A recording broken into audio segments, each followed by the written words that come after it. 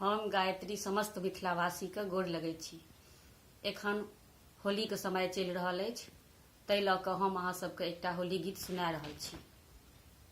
अगर कोनो गलती हुए तऽ क्षमा कऽ देब।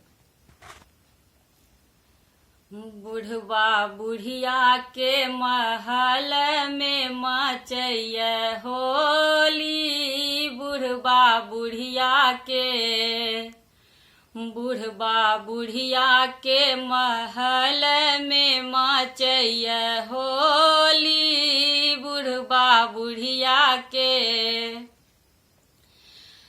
बूढ़वा के हाथ कनक पिचकारी,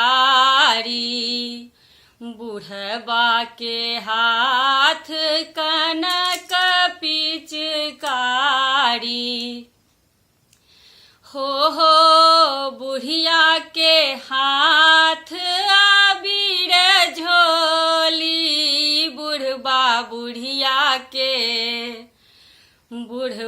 बुढ़िया के महल में मचैया होली, बुढ़वा बुढ़िया के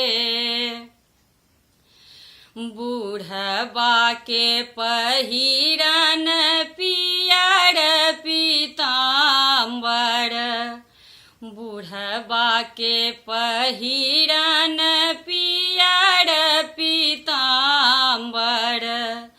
हो बुढ़िया के पहिरन कुसुम साड़ी, बुढ़वा